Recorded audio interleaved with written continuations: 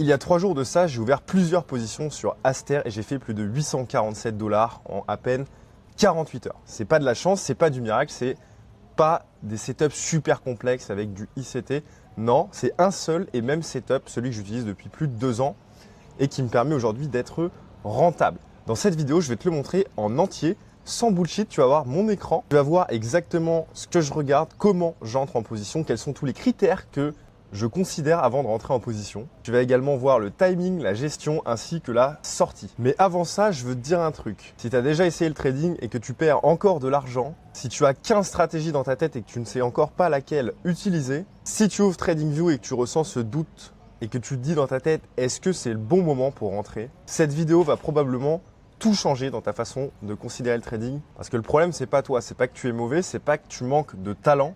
Le problème, c'est que personne ne t'a jamais montré comment les traders rentables pensent et vont réellement sur les marchés. Les traders institutionnels, ils ne connaissent pas 50 setups, ils en maîtrisent juste un à la perfection et c'est exactement ce que j'ai essayé de reproduire et ce qui m'a amené à la rentabilité. D'ailleurs, si tu me découvres et que tu ne connais pas encore la chaîne, moi c'est Jean-Baptiste, j'ai 25 ans, je suis trader actuellement, je suis en Thaïlande et grâce au trading, eh bien, je fais entre 100 et 300 € par jour en moyenne, ça dépend vraiment. Ça fait depuis 2021 que je suis sur les marchés financiers et j'ai été rentable après au moins 3 ans d'échecs, des dizaines de milliers d'euros perdus et des centaines de choses que j'ai essayées.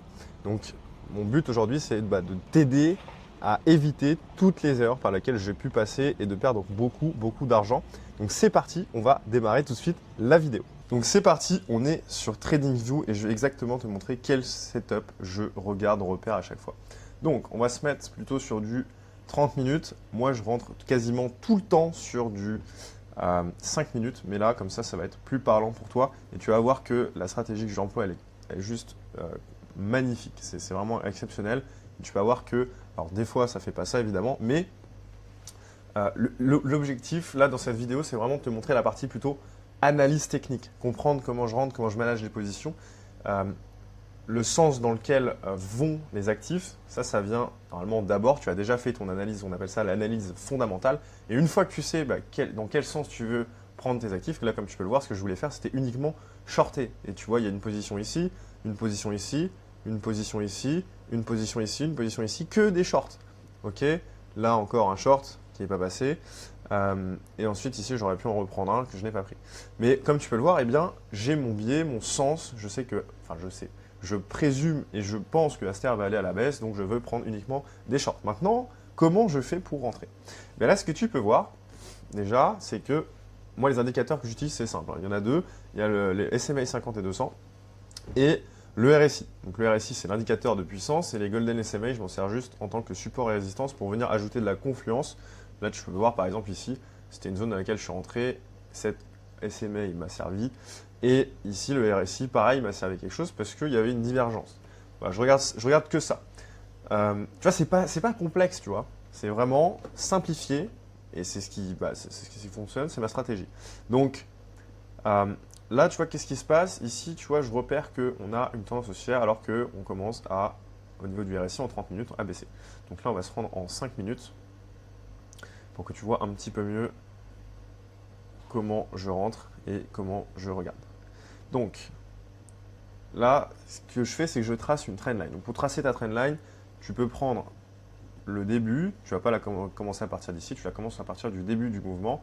Tu peux commencer à partir, là, on appelle ça la mèche. Tu peux commencer à partir du corps, ça marche aussi. Et le mieux, en fait, c'est juste de ne pas couper les corps pour tracer ta trendline et que ça fasse le plus de touches possible. Plus il y a de touches, plus il y a une trendline qui est valide. Donc là, tu vois, il y en a une là, 2, 3, ici, 4, 5. Là, pareil, 6. Donc voilà, bon, il y a 6 touches. Et moi, ce qui m'intéresse, c'est qu'on vienne casser cette trendline parce que je m'attends à ce qu'on fasse des plus bas. Donc, une fois qu'on a cette tendance qui se forme, donc nous, on veut aller en short. Donc parfait, ce qu'on doit attendre, c'est qu'il y ait une tendance haussière qui se valide. On va se mettre en 15 minutes, ça sera plus beau. On doit attendre qu'il y ait une tendance haussière qui se valide. Donc la tendance haussière, elle se valide alors que nous, on va aller au short. Donc c'est parfait, on va pouvoir prendre un retracement. C'est uniquement ça le setup que je regarde. Ensuite, une fois qu'on a cassé cette trendline et qu'on a cassé le dernier high, donc c'est du price action, ce que tu dois voir, hop.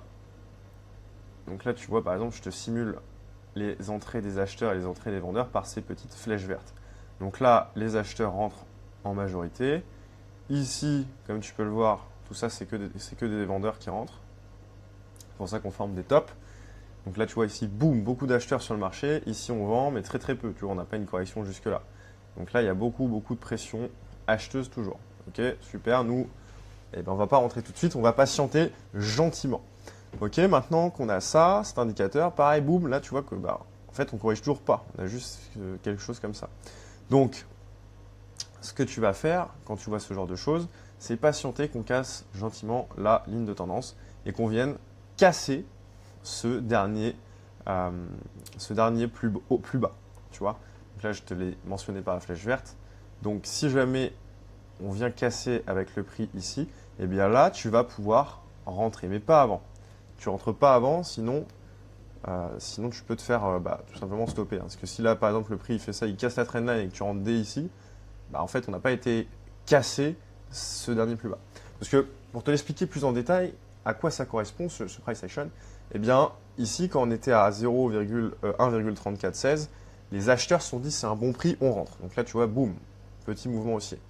Et là, les vendeurs à 39,84 s'étaient dit c'est trop cher, on vend. Enfin, on rentre. C'est trop élevé comme prix. Bon, c'est juste ça, hein, c'est de l'offre et de la demande. Donc à chaque fois qu'on a certains prix, eh bien, le consensus global des cerveaux des traders se disent ça c'est un trop gros prix, donc on vend plus. Ça c'est un prix très intéressant, donc on achète. Puis en fait, ça forme des hauts et des bas, pour te la simplifier. Donc là, une fois qu'on arrive à ce prix-là, si jamais il y a beaucoup plus d'acheteurs sur le marché, techniquement le prix il revient que à peu près ici. Tu vois, tu es d'accord avec moi, s'il y a plus d'acheteurs sur le marché, il y a plus de pression acheteuse, en fait le prix à partir de ce zone-là, il va tout simplement repartir à la hausse. Ou alors, aux mêmes zones, on va racheter. Ça veut dire qu'il y aura à peu près le même nombre d'acheteurs que la dernière fois. Mais si, au contraire, on vient casser cette zone, là, ça veut dire que finalement, il y a moins d'acheteurs que tout à l'heure. Tu vois.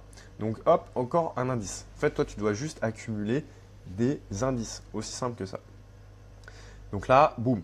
Ce que je fais, une fois qu'on vient de casser cette zone, casser la trendline, ok, parfait, ça valide le fait qu'il y a assez peu, il y a pas mal de flux vendeurs qui rentrent, sachant que moi, ce que je veux faire, c'est prendre du flux vendeur, parfait. Maintenant, ce que j'ai plus qu'à faire, c'est prendre Fibonacci. Donc là, si tu sais pas où c'est juste ici, hop, tu vas dans, pardon, ici, Fib Retracement, tu prends le top, là, tu vas prendre l'impulsion complète, donc là, tu vois que le mouvement, il s'arrête à ce niveau, et ensuite tu vas le décaler un petit peu vers la droite pour pouvoir, dès que le prix revient dans ces zones, pouvoir justement placer tes prix. Et moi, ce que j'ai fait, c'est qu'ici, je suis rentré parfaitement au 38.2, à 1,3450, quelque chose comme ça. Donc ça m'a permis de rentrer dans la position. Alors là, on aurait même pu re-rentrer quelque chose comme ça, tu vois, prendre ce setup là, tac, et re-rentrer aux alentours des 50% ici. Ça aurait été à peu près pareil si on avait loupé cette entrée, mais j'étais déjà rentré, donc c'était pas la peine. Voilà, donc ici je rentre, je prends à peu près ici, donc là ici je ne touche à rien, et je patiente gentiment que mon trade avance. Voilà, je ne prends pas de profit rendu à peu près à ces zones-là. Pourquoi? Parce que mon target était bien plus bas, donc je patiente et je ne prends pas de profit. Ensuite, je vois qu'une nouvelle forme, la même que celle-ci, se reforme. Donc là, qu'est-ce que je fais? Je vais pouvoir add in. Add in, ça veut dire que tu vas pouvoir rajouter du risque dans ta position parce que manifestement, ça s'est plutôt bien passé dans ton sens. Donc, c'est-à-dire que techniquement, ton flux est plutôt bon. Donc là, écoute, même setup, hein, comme je te l'ai dit au début de la vidéo, je repère un seul et même setup. Boum, on casse la trendline. Ici, je vais prendre l'impulsion Fibonacci globale de tout ça. Là, le dernier high était à peu près ici. Donc, voilà, on pouvait rentrer, il n'y avait pas besoin de patienter. On aurait même pu rentrer si on avait eu un retracement ici, là. Et bon, là, tu vois qu'on ne l'a pas eu. Donc là, je vais juste retracer le fib. Et je suis re-rentré ici, donc j'ai add-in dans ma position. Donc là, j'avais deux positions maintenant qui tournaient. Donc j'ai rajouté un peu de risque sur la table. Mais écoute, c'est tout simplement ma gestion, mon management. Et ici, j'ai pris mes profits sur les deux positions. Donc là, on était déjà à 300 ou 400 $ de gain ou 400, quelque chose comme ça. Super. Ensuite, on continue. Même setup. Là, du coup, on va se mettre plutôt sur du 1 minute. Parce qu'à mon avis, je l'ai pris sur du 1 minute. vu qu'on voit plus grand chose. Et voilà, j'étais dans une super journée. Il y a des fois comme ça en trading, vous allez avoir plein de choses qui vont passer. Et d'autres jours, ça passera du coup beaucoup moins. Il faut juste avoir un bon ratio. Et quand vous êtes sur une période où vous êtes plutôt confiant, plutôt bon, eh bien continuez, enchaînez, sans jamais toujours augmenter votre risque, sans jamais prendre des risques inutiles sur votre capital. Enfin voilà, c'est des règles assez basiques. Désolé, ça ne marche pas. On va se remettre en 5 minutes, c'est pas grave. Mais pour que vous voyez, donc là en 5 minutes, c'est pas très parlant, mais je l'avais pris en 1 minute. Même setup, tu vois, boum, tendance haussière, on casse la trendline, retour zone Fibo, on rentre. Voilà, il y a peut-être une question que tu vas te poser, c'est comment je fais pour savoir si je rentre au 38.2 ou si je rentre au 50% ou si je rentre au 61.8. Ça, c'est vraiment en fonction du momentum du marché, en fonction de si tu as un marché complètement baissier. Là, en l'occurrence, on avait BTC qui venait de faire beaucoup de chutes, donc je rentrais quasiment exclusivement au 38.2 dès qu'on arrive à cette zone-là. Parce que là, sinon, il y a beaucoup de chances qu'il y ait beaucoup de flux vendeurs, si tu veux. Du coup, tu ne sois pas pris en position si tu rentres. Enfin, si, pardon, tu vois, par exemple, le prix, il fait quelque chose comme ça, tu vois, il vient ici. Et bien là, on va juste revenir au 38.2. Et toi, si tu te mets au 50% de limite, bah, tu vas louper toutes les entrées. Alors que pour quelques centimes, c'est pas trop la peine de risquer de ne pas te faire déclencher. Il y a plus entre guillemets à perdre qu'à gagner si tu fais ça. Donc là, c'est vraiment en fonction de comment tu pressens le marché. Si jamais tu sens que le marché il est haussier, il est très très baissier et que toi tu prends des positions short, bah écoute, rentre plutôt au 38.2. Si tu sens que le marché il n'y a pas vraiment de momentum important, qu'on est plutôt en stagnation, et bien là tu rentres au 50%. Et si au contraire tu n'es pas trop sûr, tu rentres au 61.8. Mais si jamais tu n'es pas trop sûr, généralement rentrer au 61.8, c'est pas la meilleure des meilleures solutions. Et généralement ton trade il n'est pas top. Donc moi je rentre que au 50%, ou si vraiment je suis confiant sur le trade et sur le momentum, et bien je rentrerai plutôt au 38.2. Voilà, donc ensuite là, comme tu as vu un petit peu, l'idée c'est de te montrer d'abord le setup. Ensuite, je vais t'expliquer un petit peu plus comment je manage intra-position. Donc là, je te remontre, hein, mais voilà, une touche, deux touches. Ici, on casse, c'est pas très beau en 5 minutes, mais en 1 minute, je me rappelle que c'était bien mieux. On casse, boum, tu vois, on fait impulsion Fibo. Ici, je rentre au 38.2. Et là, comme tu peux voir, ça part direct, sans aucun drawdown. Directement. Et là, je vais te montrer comment manager ta position en temps réel. On va mettre un replay, ça va être plus sympa. Continue, no, start new.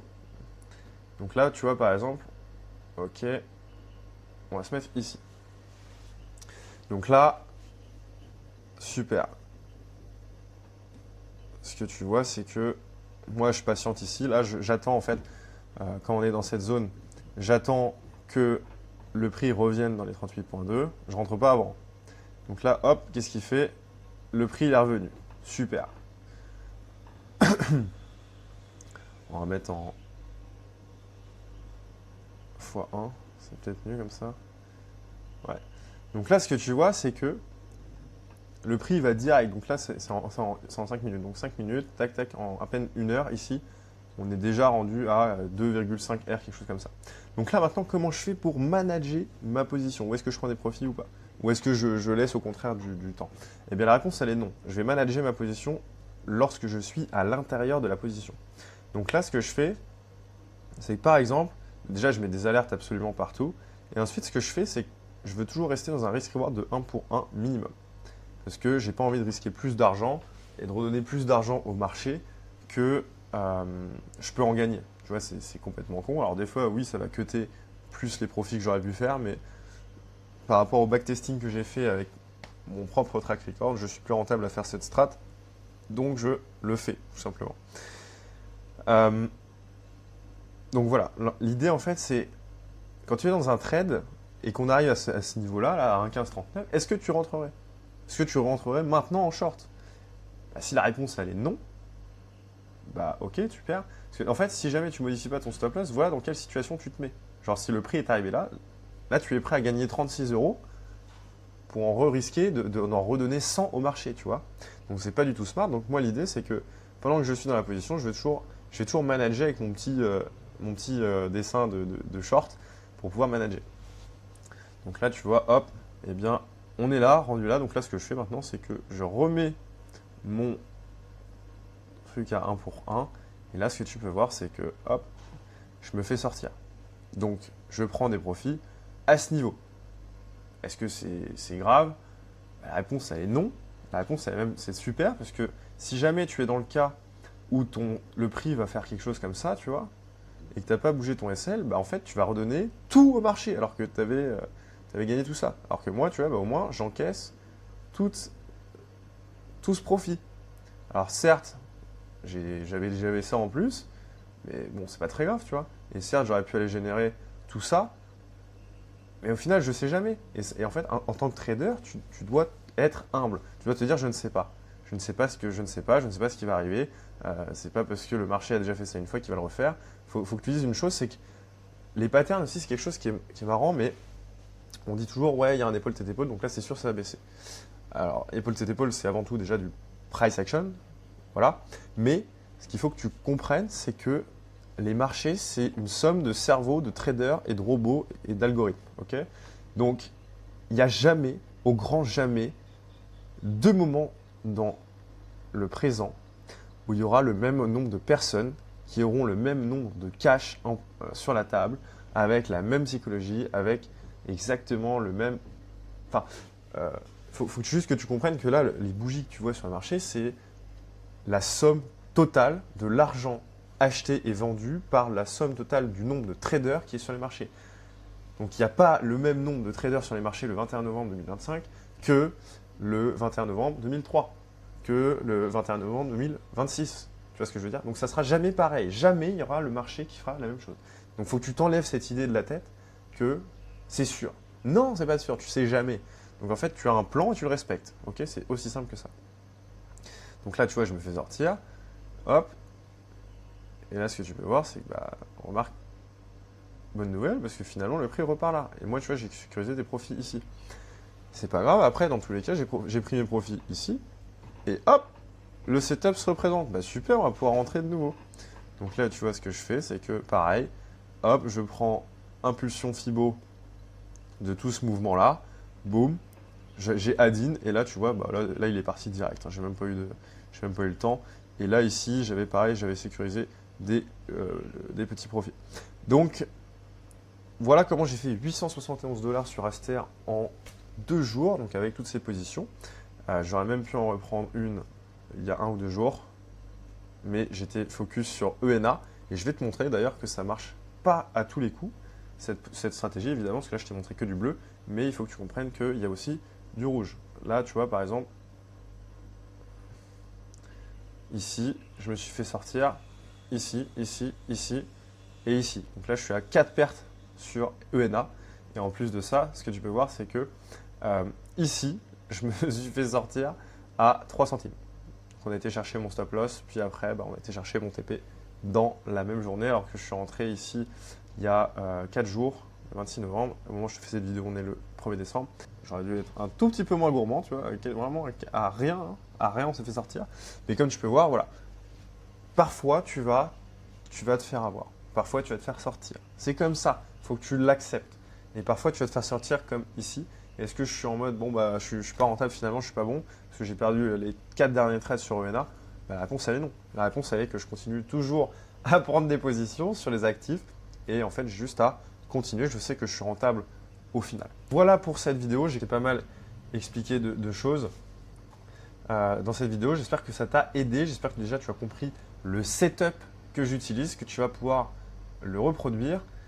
Je sais qu'il y a beaucoup de gens qui regardent mes vidéos qui ne sont pas abonnés, donc si tu as kiffé la vidéo, déjà tu me mets un petit pouce bleu, ça me ferait extrêmement plaisir.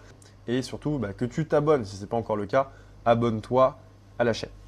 Ensuite, avant de vous laisser, les amis, si jamais tu es intéressé, si jamais tu es toujours dans le camp, comme je l'ai expliqué au début, des traders qui sont perdants, si jamais tu veux le puzzle complet, parce que là je t'ai donné une partie du puzzle, mais en trading tu as 5 piliers à maîtriser. Tu as le technique, le fondamental, la psychologie, le money management, et réussir justement à assembler tout ce puzzle. Après il y a toute la partie un petit peu plus routine, discipline, engagement, etc.